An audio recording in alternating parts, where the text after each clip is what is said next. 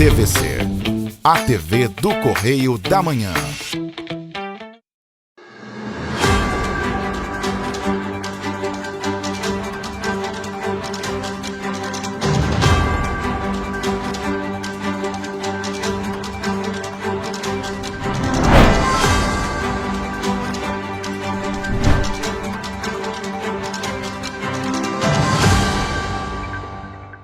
Olá, sejam bem-vindos. Chegamos à nossa segunda-feira com muita informação para você, claro, muita notícia e é óbvio, sempre a gente agradece aí a presença, de vocês, a audiência. Bom dia, Roberta. Bom dia, Jorge. Bom dia para você que nos acompanha. Seja muito bem-vindo. Lembrando que você pode nos ajudar a fazer os nossos telejornais. Mande para cá a sua sugestão de reportagem, sua reclamação, sua denúncia para os nossos canais, que são quais, Jorge? Está na tela nosso e-mail oficial tvccorreiodamanhã@gmail.com e, é claro, tem o WhatsApp, Esse é o mais fácil, vídeo, foto, áudio.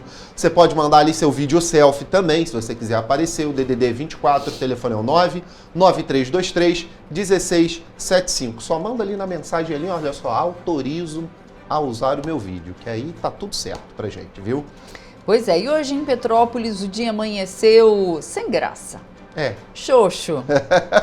Olha isso? Só, tava bem xoxinho, essas são imagens feitas hoje deu bem só um cedinho. Colorido lá atrás, falou, hoje é só isso aqui. Hoje é só isso aqui, tava bem nublado, tava bem nublado. Eu acho até que deu uma chuvinha fina durante a madrugada e amanheceu assim. Já tô com saudade daquele sol, porque agora com as temperaturas mais amenas aqui em Petrópolis, aquele sol é muito necessário. Vamos então às notícias desta segunda-feira, dia 31 de março. Desemprego sobe para 6,8%, mas é o menor do trimestre desde 2014. Rio de Janeiro vai antecipar vacinação contra a gripe para a próxima quarta. Governo federal tem déficit primário de 31 bilhões de reais em fevereiro. Dengue, 1 milhão de doses da vacina podem ser entregues pelo Butantan. Quantidade de negativados no país alcançou 68 milhões de consumidores. Populares realizam manifestação após acidente fatal na Travessa Santa Rosa, em Três Rios, após acidente vitimar 2 pessoas na localidade. E você vai ver também 7 alunos ficam feridos após se automutilarem em escola municipal de Petrópolis. Agora no Correio Serrano, na TV.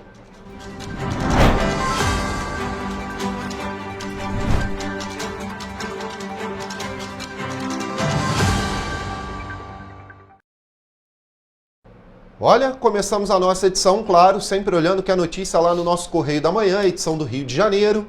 Hoje ali na página principal, na nossa primeira página, muita notícia, claro, alertas também, por aí. Pois é, a gente começa falando que BRB, que é o banco lá de Brasília, se fortalece com a aquisição do Banco Master e fica muito além do quadrilátero do Distrito Federal. Esse é um dos destaques do editorial da página 2. E olha, a carga tributária está nas alturas, matéria completa, claro, você confere lá na página 6, está em política, falando um pouquinho aí sobre a nova carga tributária do Brasil com a reforma tributária, que já vem sendo aí desenhada há algum tempo. Pois é, e tem muito mais, gente. Tem aqui no texto legenda, na foto legenda, políticos prestigiam aniversário do governador no Laranjeiras. Tem ainda pressão para a Câmara pautar o PL da anistia. Tem os destaques do esporte com Daniel Alves, que, pasmem, pode receber indenização pela prisão. Pois é, eu tenho o desenho desse caso todo aí que eu fiquei acompanhando no final de semana, desde quinta-feira passada. Os vídeos da boate não comprovam que a menina falava. As 3 juízas e um juiz que o julgaram novamente lá no Superior Tribunal da Espanha entenderam que ela concordou e que as provas não corroboram com o que foi apresentado pelo advogado. Então ele recorreu daquela decisão, daquela primeira decisão, e agora o Superior Tribunal deu essa decisão aí favorável a ele, anulando é bem lembrado isso, anulando todas as outras provas e condenação. Caramba. Aí, anulou tudo, viu?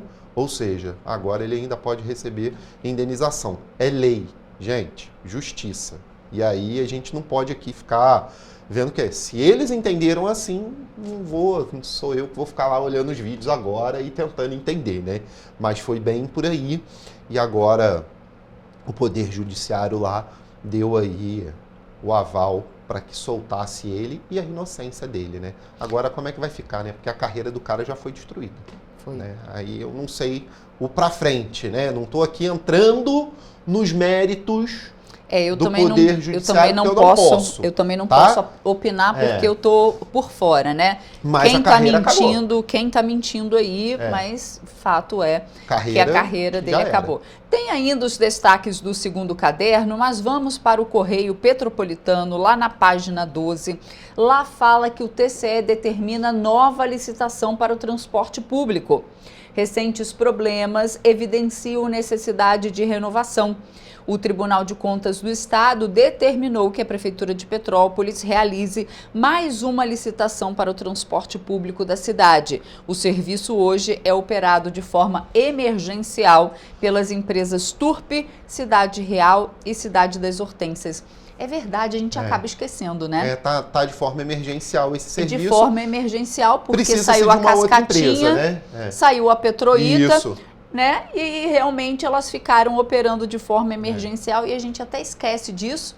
E se bobear, todo mundo vai esquecendo, vai deixando passar, mas o TCE está de olho e quer que faça uma nova licitação nessas linhas que foram deixadas pela Cascatinha e também pela Petroita. E eu sou por voto que devo entrar outra empresa para fazer essas linhas, não as empresas que estão, porque não vão dar conta. A gente vê aí semana passada a grande reclamação de viagens que não são feitas, ou por defeito ou por falta de coletivo. Então não tem como. Tem que ser uma outra empresa, tem que ser uma empresa com condições ali para ter essas linhas ali no seu arcabouço e conseguir manter aí todas as viagens. Senão não vai dar conta, gente. Não adianta comprar ônibus e não atender a população, né? Tem que ter aí uma empresa decente para atender os horários, a população com qualidade, né, o ônibus, enfim. E aqui na legenda da foto está relembrando, né, do total de 197 quebras, 141 foram apenas da empresa Turpe. Pois é, não transporte. Então, não dá. A gente espera que não seja uma nova Petroita, né, a Turpe. Pois é. Na nossa página 13, lá o destaque é o Limpa Rio.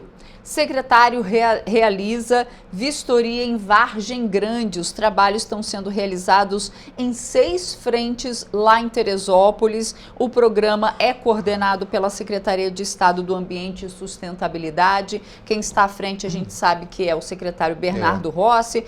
Como o Jorge já falou várias vezes aqui, ele sendo da região sabe muito bem o problema, a questão das enchentes, e o Limpa Rio já passou por aqui por Petrópolis, agora lá em Teresópolis, e tudo já preventivamente às próximas chuvas de verão, né? Agora é o tempo de fazer isso. O INEA e a Secretaria de Estado de Meio Ambiente tem que ter pessoas não só capacitadas, como tem hoje, né, e sempre teve no seu corpo técnico, mas ali dentro, como político, tem que ter um cara que entenda do que acontece quando vem as cheias. Se não tiver, não faz a limpeza, aí deixa pra lá, não faz esse programa, larga de mão, e aí as cidades enchem, e aí depois é mais dinheiro público gasto. É melhor gastar com antecedência. Fazer a prevenção, que aí não acontece os problemas que nós sabemos que acontece aqui na nossa região, né?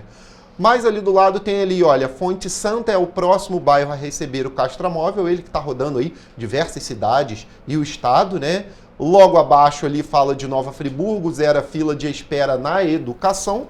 Bom dado, tem que ser assim mesmo, viu? Até 2021, cidade enfrentava aí um grande número de crianças aguardando uma vaga. Olha só, não pode, né? Não pode, isso aqui é direito básico, tem que ser atendido ali no ano letivo, né? E tem muito mais aqui nas nossas páginas, viu? Vamos dar uma olhadinha lá no Rio de Janeiro também, pela capital.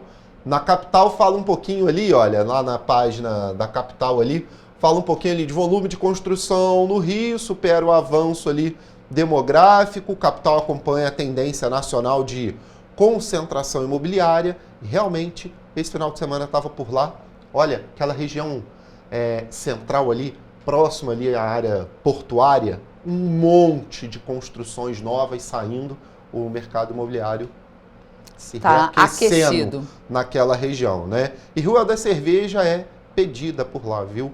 Rua do Carioca consolida ali posição de ponte na região central, agora que tem uma rua lá que tem um monte de cervejaria também. Estão querendo ficar meio Petrópolis ali, mas Petrópolis já tem o título de cidade cervejeira do estado. Eu acho que essa poderia ser uma boa alternativa para a Feira Deguste.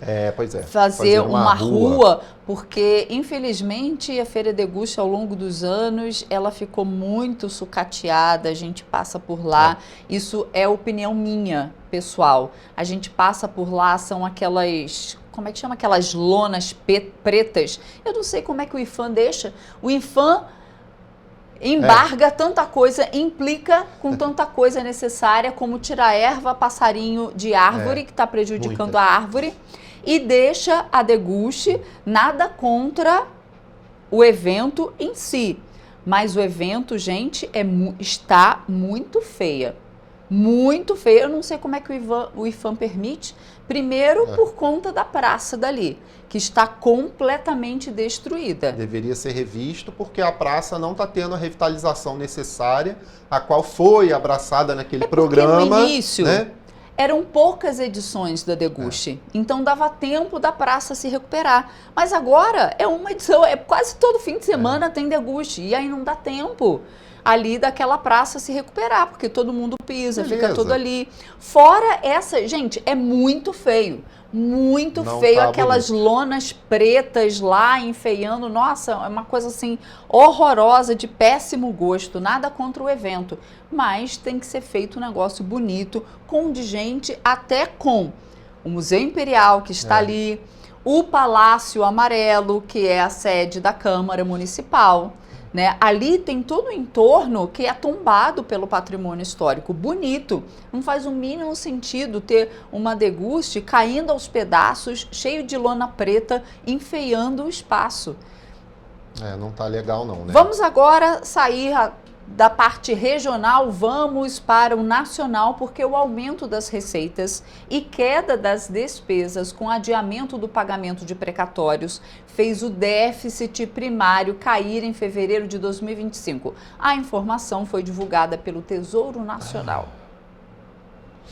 No mês passado, o governo central registrou um resultado negativo de 31 bilhões e 700 milhões de reais contra um déficit primário de 58 bilhões e 300 milhões de reais em fevereiro de 2024, uma queda real de 48,3%, já considerando a inflação pelo Índice Nacional de Preços ao Consumidor Amplo do período. Se comparado a fevereiro de 2024, o resultado primário observado decorreu da combinação de um acréscimo real de 3,1% da receita líquida, após transferências a estados e municípios, e de um acréscimo de 12,6% das despesas totais. O resultado de fevereiro passado veio melhor do que o esperado pelas instituições financeiras. Segundo a pesquisa Prisma Fiscal, divulgada todos os meses pelo Ministério da Fazenda, os analistas de mercado esperavam um resultado negativo de 37 bilhões e 700 milhões de reais. Nos 2 primeiros meses do ano, o governo central registrou um superávit primário de 53 bilhões de reais, valor 136,5% maior do que o obtido no mesmo período do ano passado, já considerando a inflação,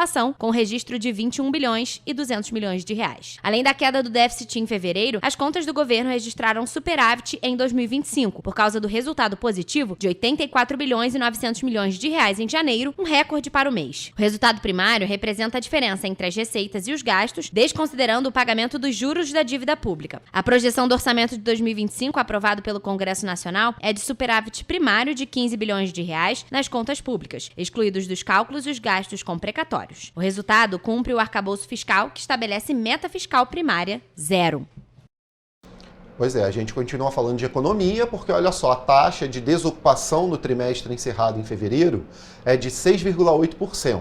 O resultado fica 0,7 ponto percentual acima do registrado no trimestre no trimestre anterior, né? Terminado em novembro de 2024. No entanto, é a menor para o trimestre encerrado em fevereiro desde 2014, quando marcou 6,8%. Os dados do mercado de trabalho fazem parte da Pesquisa Nacional por Amostra de Domicílios Contínua, divulgados nesta sexta-feira no Rio de Janeiro pelo Instituto Brasileiro de Geografia e Estatística. De acordo com a pesquisa, a elevação da desocupação em relação ao trimestre imóvel anterior é um comportamento comum nesta época do ano. O número de pessoas sem trabalho alcançou 7,6 milhões no período, elevação de 10,4% ante o trimestre imóvel anterior. Entretanto, esse contingente está 12,5% menor que o anotado no mesmo trimestre de 2024. Dos 10 grupamentos de atividades pesquisados pelo IBGE, 3 apresentaram recuo no número de ocupados: construção, administração pública, defesa, seguridade social, educação, saúde humana e serviços sociais e serviços domésticos. De acordo com a pesquisa, a redução de vagas no grupo de administração pública também é sazonal e tem a ver com o fim de vínculo de trabalhadores temporários. Pois é. E tem muito mais no nosso jornal, todas as notícias de economia, política, você confere tudo acessando o nosso site. Indo às bancas também, apenas R$2. Lembrando que tem a página 3, né, da coluna Magna Vita, que fala do aniversário do governador Cláudio Castro. Ele comemorou o aniversário reunindo amigos na residência oficial. Você vê aqui as fotos de quem passou por lá e tem também os destaques do Pinga Fogo. Como eu falei, você acessa tudo no nosso site ou indo às bancas e adquirindo um exemplar do nosso jornal. Aqui na nossa região, apenas R$2. A gente faz agora um rápido intervalo e na volta você vê que Rio de Janeiro vai antecipar vacinação contra a gripe para a próxima quarta-feira. E você vai ver também que o gabarito preliminar da primeira etapa do Revalida 2025 já está disponível. Correio Serrano volta já.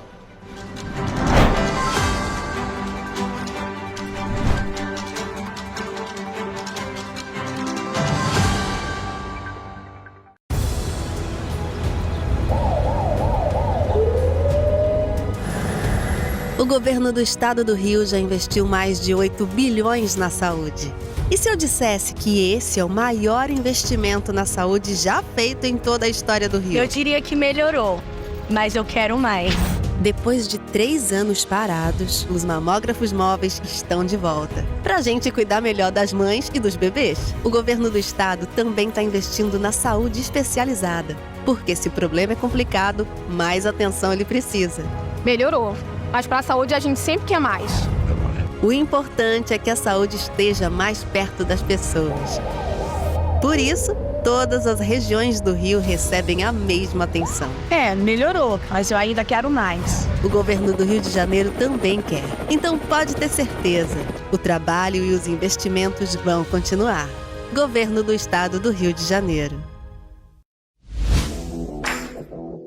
Para ter mais qualidade de vida, conte com a maior rede de academias de Petrópolis. Aqui na Corper, com uma mensalidade, você utiliza todas as unidades: Centro, Bingen, Itamaraty e Itaipava. Com planos a partir de R$ 95,00. A academia oferece ambientes modernos para você cuidar da sua saúde com segurança. Os espaços contam com dezenas de aparelhos de musculação, diversos equipamentos para aeróbico e funcional.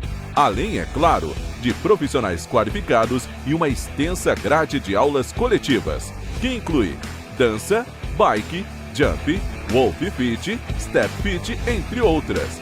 Nossas estruturas são equipadas com salas de musculação e aulas coletivas, salas de avaliação física e nutricional, vestiários e estacionamentos amplos. Venha nos fazer uma visita e surpreenda-se! Rio de Janeiro, atração o ano inteiro. Tem descanso, tem folia, noite e dia, alegria, sol e praia, diversão. No prato ou copo, a festa, o bar, museu ou bloco. Show, cultura, história, gravado na memória e no seu coração. Rio de Janeiro, vem se apaixonar.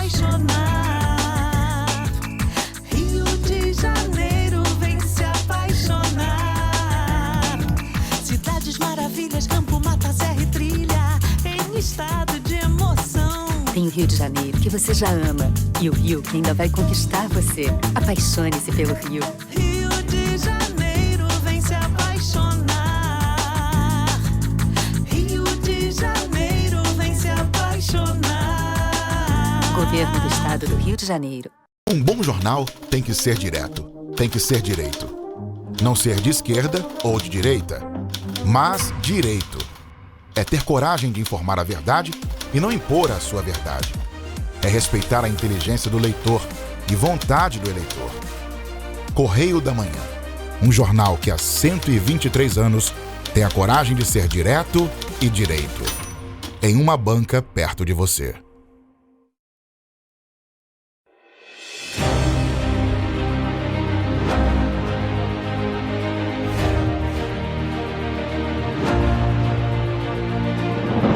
Não é jornalismo de direita, é jornalismo direito.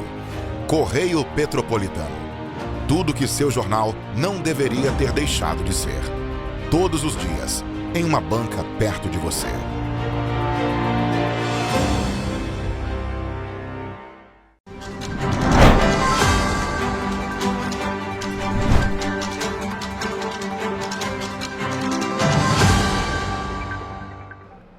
Estamos de volta.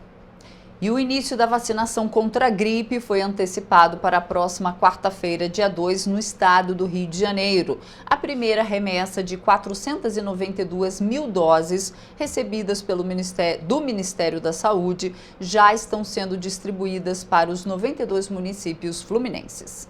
A campanha começa dia 7 de abril em todo o país, mas algumas cidades e estados já anunciaram a antecipação. No Rio de Janeiro, mais de 7 milhões de pessoas poderão receber o imunizante, que protege contra 3 tipos do vírus influenza, H1N1, H3N2 e influenza B. A vacina é atualizada a cada campanha para trazer as cepas do vírus que devem circular com mais frequência no próximo inverno. Por isso, é necessário tomá-la todo ano para que a eficácia continue alta. Grupos prioritários para a vacinação contra a gripe são idosos com 60 anos ou mais, crianças de 6 meses a menores de 6 anos e gestantes e puérperas. O principal objetivo da vacinação contra a gripe é proteger contra as complicações da doença que podem levar à hospitalização e mortes. Este ano, até o dia 22 de março, o Brasil registrou mais de 750 casos de síndrome respiratória aguda grave com diagnóstico positivo confirmado para influenza e 77 mortes, mas o período de maior circulação desses vírus ainda não começou. Os dados são do último boletim Infogripe da Fundação Oswaldo Cruz. A meta do Ministério da Saúde é imunizar 90% dos chamados grupos prioritários para a vacinação contra a doença. Ao receber a primeira remessa de doses destinada ao Distrito Federal na sexta-feira passada, dia 21, o ministro da Saúde, Alexandre Padilha, destacou que, além de proteger contra um total de 3 tipos do vírus influenza, a vacina garante também uma redução do risco de casos graves e óbitos provocados pela doença. Padilha afirmou que estados e municípios que receberem as doses ao longo dos próximos dias podem optar por iniciar com vacinação antes do dia 7, como São Paulo anunciou nesta quinta-feira. No Distrito Federal, por exemplo, a imunização começou na última terça-feira. Já na cidade de São Paulo, onde também houve antecipação, o início está marcado para este sábado. E olha só, a aprovação da vacina da dengue produzida pelo Instituto Butantan continua sob análise da Agência Nacional de Vigilância Sanitária, a Anvisa, né? Caso seja aprovada, a Butantan DV, como tem sido aí chamado o imunizante, será a primeira vacina do mundo em dose única contra a doença. A Anvisa é o órgão responsável por autorizar o registro de medicamentos e vacinas no país, avaliando a eficácia, segurança, a qualidade e as condições de fabricação de imunobiológicos que podem futuramente ser comercializados e oferecidos pelo Sistema Único de Saúde. Segundo o Butantan, os ensaios clínicos dessa vacina foram encerrados em junho do ano passado, quando o último participante completou 5 anos de acompanhamento. Dados de segurança e de eficácia foram divulgados no New England Journal of Medicine, que apontaram que este imunizante tem 79,6% de eficácia geral para prevenir casos de dengue sintomática. Já resultados da fase 3 do ensaio clínico publicados na revista científica The Lancet mostraram também uma proteção de 89% contra a dengue grave e dengue com sinais de alarme, além de eficácia e segurança prolongadas por até 5 anos. Caso o imunizante seja aprovado pela Anvisa em breve, o Instituto Butantan seria capaz de produzir até 1 milhão de doses ainda neste ano de 2025, segundo informou o diretor Esper Calais. Essa vacina vem sendo estudada pelo Butantan há 25 anos. Ainda segundo o diretor, os estudos clínicos para o imunizante foram feitos com pessoas entre 2 e 60 anos de idade, mas a partir do final deste ano, o Butantan também prevê fazer estudos clínicos da vacina para pessoas acima dos 60 anos de idade. Além da vacina da dengue, o Butantan também vem trabalhando para produzir uma vacina contra a chikungunya. E as versões preliminares do gabarito da prova objetiva da primeira etapa do Revalida de 2025 estão disponíveis na página do participante. A instituição responsável pela aplicação das provas também publicou o padrão de resposta da prova discursiva aplicada no último domingo, dia 23. Para visualizar os gabaritos, os candidatos devem acessar obrigatoriamente a conta gov.br, com cadastro de pessoa física e senha cadastrados. A prova teórica tem 100 questões de múltipla escolha. Os participantes que discordarem das respostas preliminares divulgadas no gabarito têm até dia 1º de abril para interpor recursos. O INEP divulgará os resultados definitivos da prova objetiva e os provisórios da discursiva em 9 de maio. O resultado final da primeira etapa será publicado no dia 3 de junho. A participação na segunda etapa com as provas práticas depende da aprovação na primeira. A primeira etapa do Revalida 2025/1 contou com a participação de 93,63% dos 17.778 inscritos no exame, no domingo, dia 23. O INEP aplicou as provas em 11 capitais: Belo Horizonte, Brasília, Campo Grande, Curitiba, Porto Alegre, Porto Velho, Recife, Rio Branco, Rio de Janeiro, Salvador e São Paulo. O Revalida avalia profissionais formados em medicina fora do Brasil que querem exercer a profissão em território nacional. O objetivo do exame é garantir a qualidade do atendimento médico prestado no Brasil, tanto por estrangeiros como por brasileiros que estudaram medicina no exterior. Desde 2011, o INEP aplica o exame que autoriza os aprovados a obter o diploma revalidado no Brasil. A revalidação é de responsabilidade das universidades públicas do Brasil que aderiram ao exame. E olha só, cerca de 4 a cada 10 cargos de liderança no Poder Executivo brasileiro são ocupados por pessoas negras ou indígenas. Apesar de representarem juntas a maior parte da população brasileira, elas são 39% das lideranças nos ministérios, autarquias e fundações. Essa porcentagem aumentou 17 pontos percentuais ao longo dos últimos 25 anos. Homens brancos seguem, no entanto, ocupando sozinhos a maior fatia das posições de liderança, 35%. Os dados são do estudo inédito Lideranças Negras no Estado Brasileiro, divulgado nesta sexta-feira. A pesquisa foi realizada pelo Núcleo de Pesquisa e Formação em Raça, Gênero e Justiça Racial, com apoio da Fundação Lehman e da Imaginable Future. De acordo com os dados levantados, em 1999, no governo de Fernando Henrique Cardoso, homens negros ou indígenas ocupavam 13% dos cargos de liderança no Poder Executivo. Já as mulheres negras ou indígenas ocupavam 9% dessas posições. Juntos, esses homens e mulheres preenchiam 22% dos casos. Na mesma época, os homens brancos estavam em 37% das posições de liderança e as mulheres brancas em 29%. Em 2024, no terceiro governo de Luiz Inácio Lula da Silva, o cenário mudou. Homens negros ou indígenas passaram a ocupar 24% dos cargos e as mulheres negras ou indígenas 15%. As mulheres brancas estão em 26% dos cargos de liderança e os homens brancos seguem ocupando a maior porcentagem, 35%. E nesta semana, o governo do estado transferiu 2 homens envolvidos em um ataque à delegacia na Baixada Fluminense para um presídio federal. Os homens foram encaminhados para a Unidade de Segurança Máxima de Campo Grande. O governo do estado do Rio de Janeiro, por meio da Secretaria de Estado de Administração Penitenciária, realizou na última quinta-feira a transferência de Wesley de Souza do Espírito Santo e Rodolfo Manhães Viana, o líder da comunidade Vai Quem Quer, para a Penitenciária Federal de Campo Grande, no Mato Grosso do Sul. A transferência foi realizada após a Justiça acolher o pedido de transferência dos criminosos para presídios federais de segurança máxima. Os 2 homens estavam detidos na Penitenciária Laércio da Costa Pelegrino, conhecida como Bangu 1, no complexo de Jericinó, no zona oeste do Rio de Janeiro. Ambos foram presos no dia 26 de fevereiro deste ano, após liderarem um ataque à 70ª Delegacia de Polícia em Campos Elíseos, na Baixada Fluminense. A operação envolveu policiais penais federais e estaduais que escoltaram os presos de Bangu até o aeroporto Santos Dumont, de onde seguiram para a cidade de Campo Grande. De acordo com o governador Cláudio Castro, a ação é um recado para aqueles que ousam enfrentar o Estado e acham que vai ficar por isso mesmo. Ele ainda destaca que o Estado vai continuar usando força máxima com todos os recursos disponíveis, inclusive transferência para presídios federais, nesta luta diária contra a criminalidade. Pois é, o governo do estado reinaugurou o novo prédio do Conselho Estadual dos Direitos da Mulher, no Rio de Janeiro, com um investimento de mais de 6 milhões de reais. O espaço passou por reforma histórica para fortalecer políticas públicas em prol da igualdade de gênero e dos direitos das mulheres. A entrega foi feita na última quinta-feira.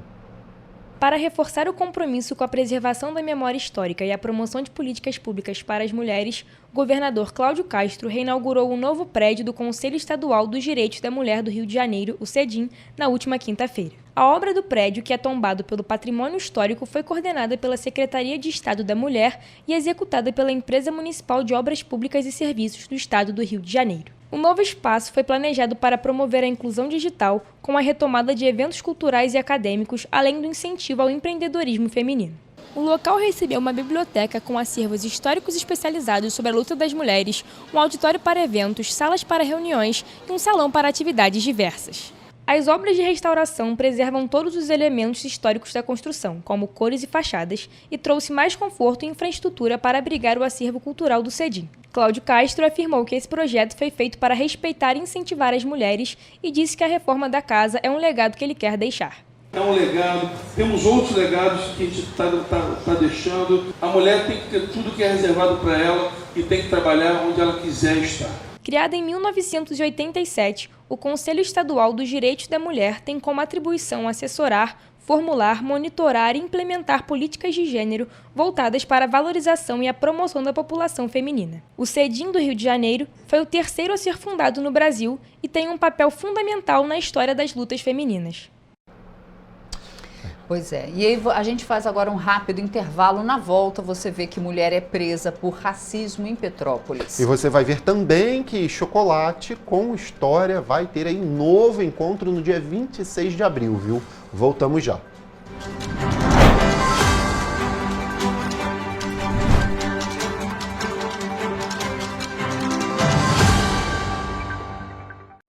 Minha mãe é socorrista do SAMU. Ela trabalha muito ajudando as pessoas. Ela tá sempre pronta para atender todo mundo, em todo canto da cidade. E para atender as pessoas com mais agilidade, agora tem até moto, a motolância, e helicóptero também. Ela me contou que agora o Rio tem muito mais SAMU. É verdade, o SAMU mudou para atender melhor, para chegar mais rápido. O governo do Rio inaugurou mais bases 24 horas, contratou mais socorristas e mais equipamentos. E sabe o que mais? Agora tem SAMU em todos os municípios do Rio. Porque nós, do governo do estado, colocamos as contas em dia e investimos mais de 87 milhões de reais nesse serviço que é essencial, o nosso SAMU. A saúde merece sempre mais. Então, pode ter certeza, o trabalho e os investimentos vão continuar. Governo do Estado do Rio de Janeiro.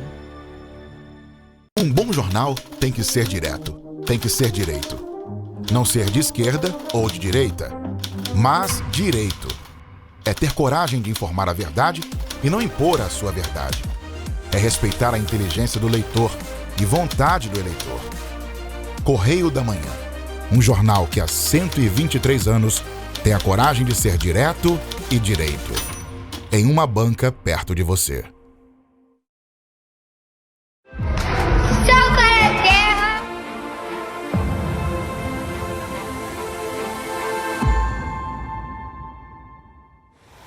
Você sabia que pode transformar o seu imposto de renda em oportunidade para crianças e adolescentes? Ao invés de deixar seu imposto sem destino definido, você pode direcioná-lo para projetos sociais da sua cidade. Com um simples gesto, você ajuda a garantir educação, saúde e um futuro melhor para muitas crianças. O Sal pra Terra conta com a sua ajuda. E o melhor, não custa nada para você.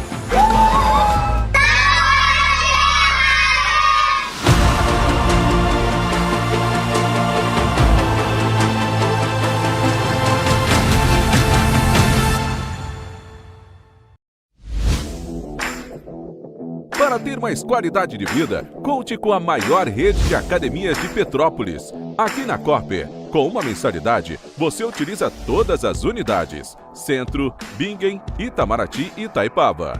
Com planos a partir de R$ 95,00. A academia oferece ambientes modernos para você cuidar da sua saúde com segurança. Os espaços contam com dezenas de aparelhos de musculação, diversos equipamentos para aeróbico e funcional. Além, é claro, de profissionais qualificados e uma extensa grade de aulas coletivas, que inclui dança, bike, jump, wolf fit, step fit, entre outras. Nossas estruturas são equipadas com salas de musculação e aulas coletivas, salas de avaliação física e nutricional, vestiários e estacionamentos amplos. Venha nos fazer uma visita e surpreenda-se!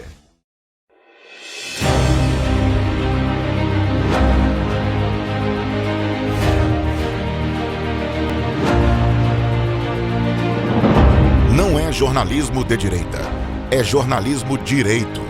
Correio Petropolitano. Tudo que seu jornal não deveria ter deixado de ser. Todos os dias, em uma banca perto de você.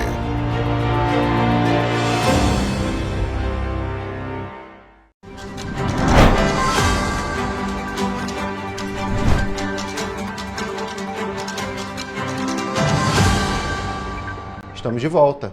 E olha, a quantidade de negativados no país alcançou 68,76 milhões de consumidores, em comparação com a fevereiro de 2024. O percentual de inadimplentes do Brasil teve crescimento de 3,22% em fevereiro de 2025. Já na passagem de janeiro para fevereiro desse ano, o número de devedores caiu 0,4%, um percentual aí reduzido. A pesquisa da Confederação Nacional de Dirigentes Lojistas e dos Serviços de Proteção ao Crédito mostrou que 41,5% da população adulta do país estava negativada no mês passado. Em Petrópolis, a estimativa é que cerca de 130 mil pessoas estejam inadimplentes em uma população adulta de 232 mil pessoas, ou seja, 56% têm dívidas. O presidente da Câmara de Dirigentes Lojistas de Petrópolis, Cláudio Mohamed, destacou a preocupação do setor com essa realidade. Ainda de acordo com ele, se tem 130 mil pessoas inadimplentes, deve-se considerar que tratam-se de consumidores locais que, ao terem crédito restrito, reduzem seu poder de compra, afetando diretamente os lojistas e a economia da cidade. O crescimento da inadimplência no país tem como fatores a inflação e os juros altos, que impactam na capacidade financeira das famílias. No Brasil, cada inadimplente tem, em média, uma dívida de R$ 4.650. Para o presidente da CDL Petrópolis, é importante que as pessoas adotem estratégias como a renegociação de dívidas e que o poder público implemente programas de educação financeira e de regularização para conter a inadimplência. E populares realizaram na última quinta-feira uma manifestação na Travessa Santa Rosa, em Três Rios. Um acidente com 2 vítimas fatais foi registrado na quarta-feira na localidade e, segundo os manifestantes, essas ocorrências acontecem com frequência no local. O acidente entre as motos aconteceu na Travessa Santa Rosa, no bairro Cidade Nova, em Três Rios, e deixou 2 mortos. De acordo com informações do Corpo de Bombeiro, os agentes foram acionados por volta de 4 horas da tarde da última quarta-feira para uma ocorrência grave. No mesmo local, nesta quinta-feira, os moradores da região fizeram uma manifestação. Eles alegam que esse tipo de ocorrência acontece com frequência na localidade.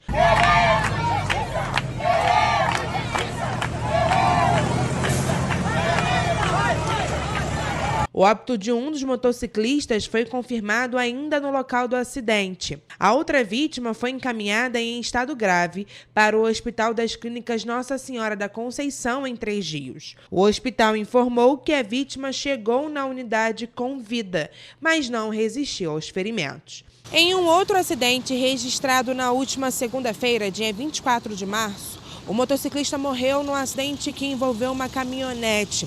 Segundo o Corpo de Bombeiros, a vítima tinha aproximadamente 30 anos. O acidente aconteceu na altura do quilômetro 171 da BR-393, à altura do bairro Nova Niterói, em Três Rios. Todos os envolvidos nos acidentes usavam a motocicleta como um meio de trabalho. E olha só, nós questionamos a Cainfra, concessionária que administra a rodovia, sobre os números de acidentes que foram registrados e sobre ações para melhorar a segurança no trecho. Mas até o fechamento desta edição, até o momento, não tivemos resposta. Bom, André, eu vou pedir para vir aqui na 2, porque esse assunto é importantíssimo. E serve de alerta para os pais. Serve de alerta, exatamente.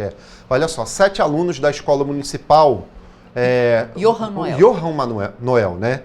Lá no Bingen, em Petrópolis, ficaram feridos após se cortarem com lâminas. Um caso de automutilação, Roberto, olha só. O Corpo de Bombeiros e o SAMU foram acionados para a ocorrência. O repórter Gabriel Toledo traz aí mais informações pra gente. De acordo com o Corpo de Bombeiros, as 7 vítimas tiveram ferimentos leves. Os alunos envolvidos foram encaminhados para o Hospital Nelson de Saerp, onde receberam atendimento. Segundo a Secretaria de Educação, todos os adolescentes estão bem e em casa. Os responsáveis dos 7 alunos estiveram na escola, onde receberam todo o apoio e orientações necessárias.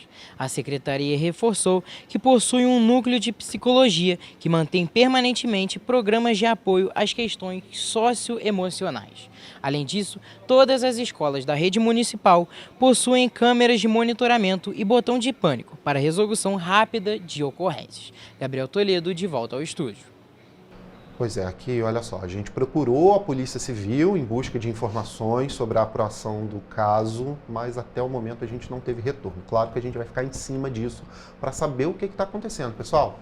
E não hoje em dia, pelo que a gente está vendo, não basta um núcleo socioemocional, porque essa não é uma questão emocional. Não tá muito estranho. Tá muito estranho. A gente teve há pouco tempo um outro caso, só que numa escola particular, a escola Ipiranga. Isso, posso falar o nome da escola porque todo mundo sabe, foi divulgado. Amplamente. Inclusive o Ministério Público já deu um parecer e pediu para que a escola particular ela crie mecanismos para evitar o cyberbullying, e isso aí com certeza é mais um caso de cyberbullying, e a gente tem que ficar atento, porque são 2 casos próximos. E o que será que está acontecendo, então, aí nas redes sociais entre os jovens petropolitanos e, de repente, até todos os jovens brasileiros e do exterior? Muito não sei, mas são casos recorrentes, muito próximos ali do outro, então serve de alerta para os pais,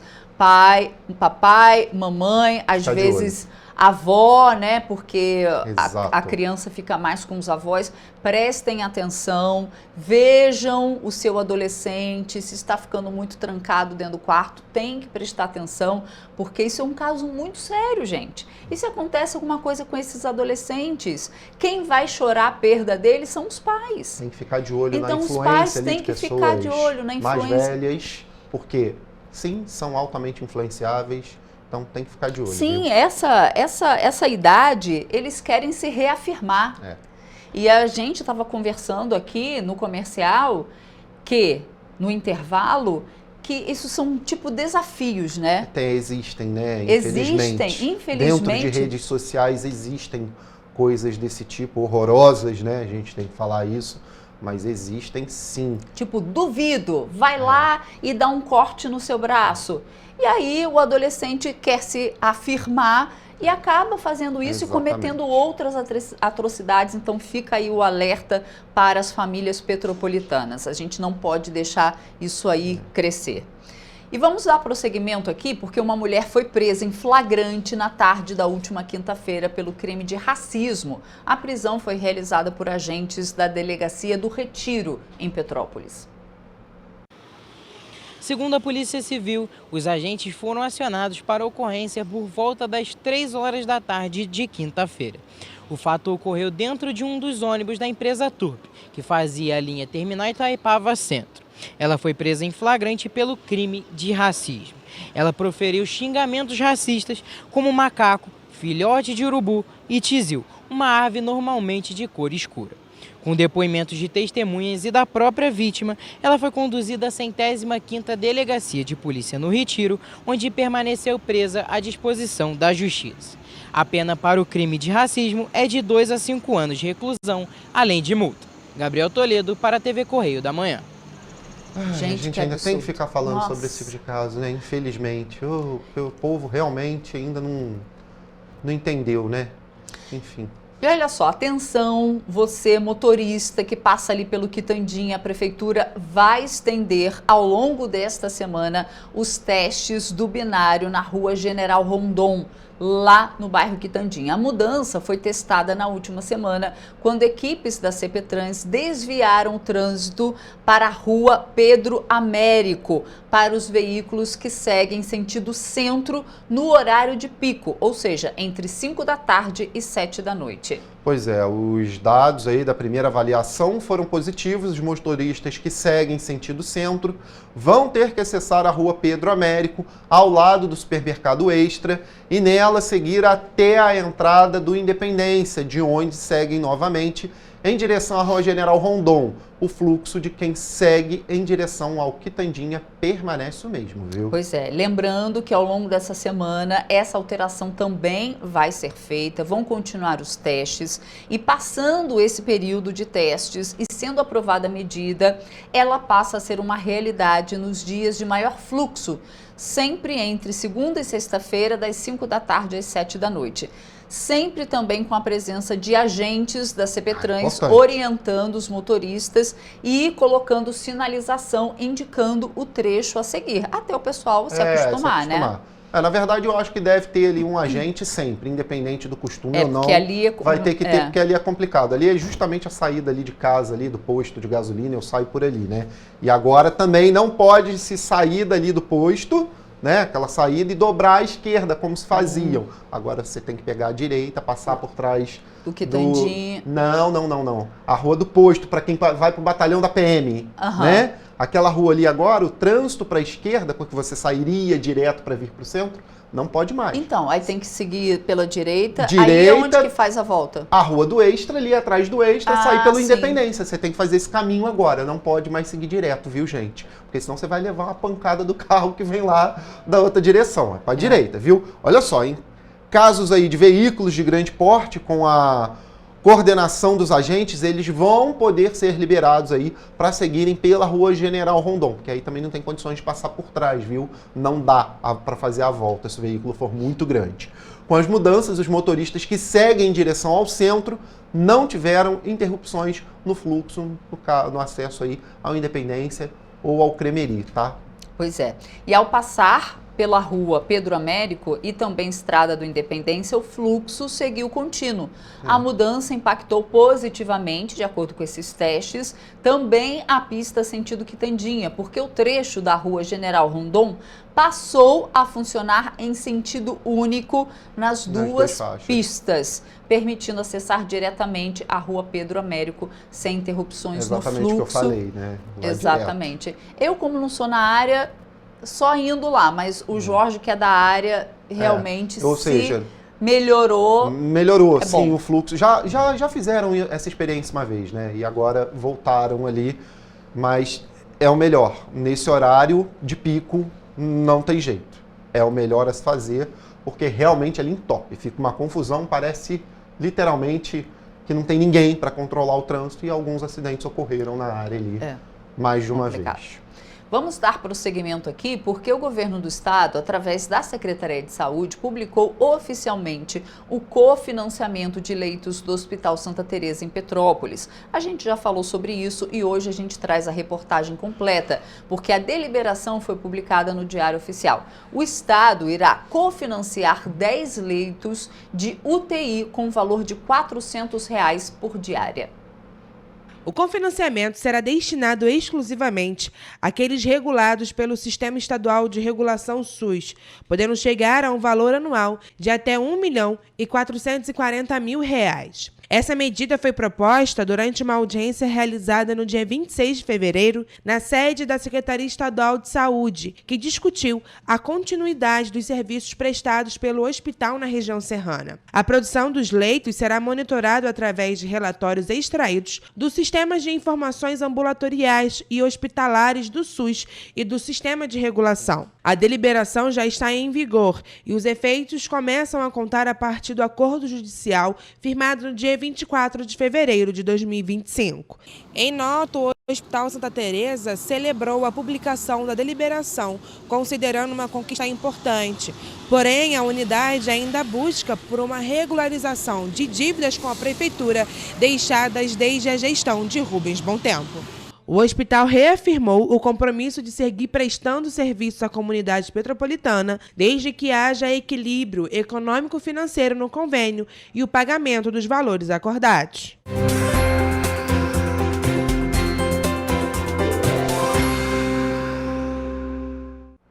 Começamos agora mais uma previsão do tempo e hoje trazendo informações sobre o clima e a temperatura para esta segunda-feira, dia 31 de março.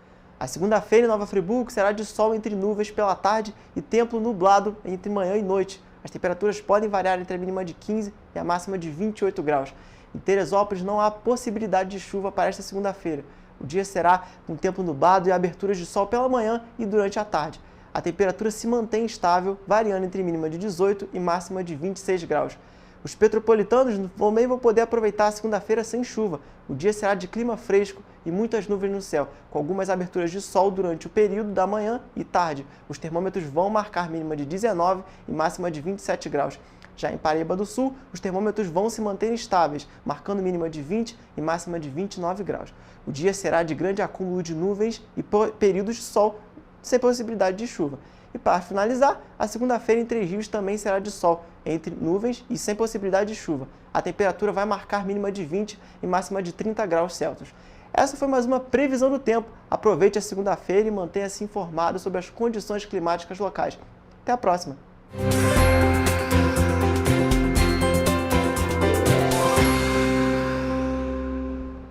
E o projeto Chocolate com História do Petrópolis sob lentes, portal de resgate de valorização da memória petropolitana, já tem data para o próximo encontro. Desta vez, a história da rua Doutor Porciúncula, no centro da cidade imperial.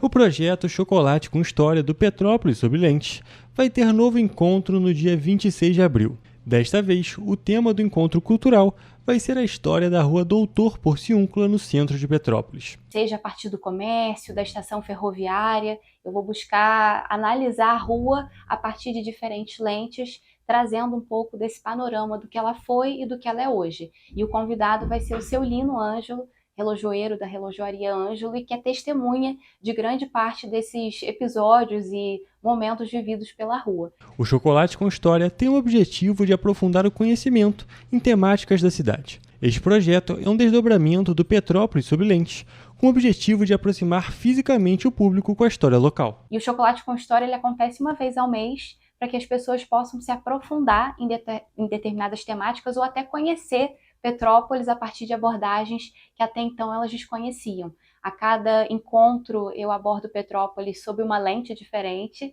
e também a partir da presença de um convidado diferente. O Petrópolis sob lentes é considerado o principal portal de resgate de valorização da memória petropolitana em formato multimídia e que conta com um site autoral, além de páginas no Instagram, YouTube e Spotify.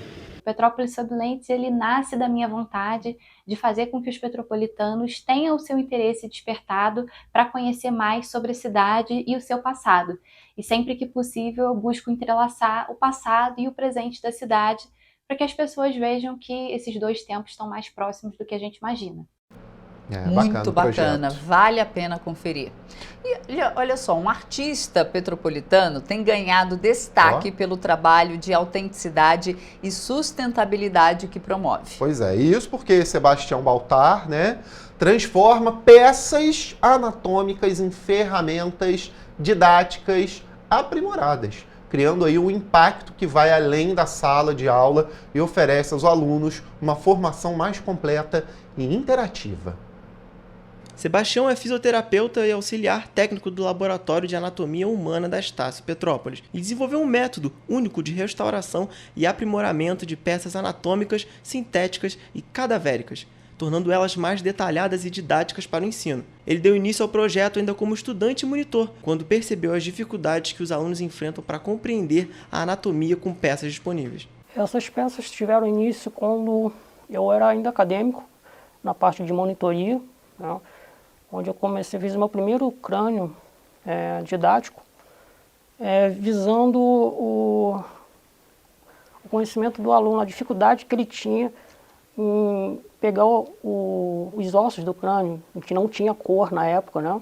Então, foi meu primeiro trabalho de monitoria que eu fiz, o professor gostou, ficou bem didática a aula do professor e auxiliou nesses alunos que tinham dificuldade com os ossos do crânio, facilitou bastante. O trabalho desenvolvido por Sebastião não melhora apenas a qualidade do ensino, mas reforça também a sustentabilidade devido ao reaproveitamento de materiais que seriam descartados. O talento foi reconhecido inclusive pela coordenadora do curso de fisioterapia do rapaz. E ele consegue marcar e o aluno consegue estudar cada artéria, porque está bem detalhado, e ele aproveita, além disso, material reciclável, né, fazendo, por exemplo, aqui como essa peça aqui, esse ligamento, né? Ele botou aqui os ligamentos do joelho, por exemplo.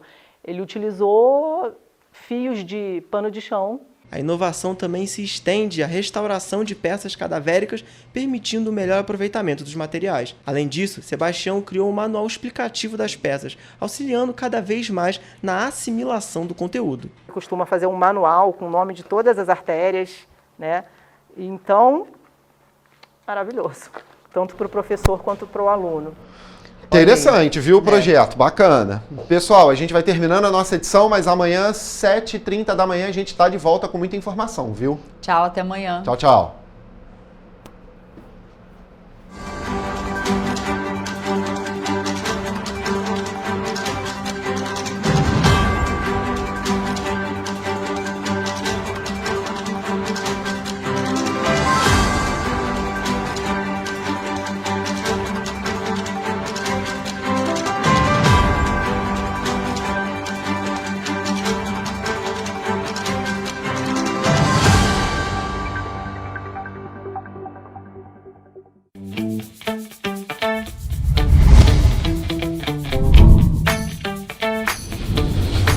TVC, a TV do Correio da Manhã.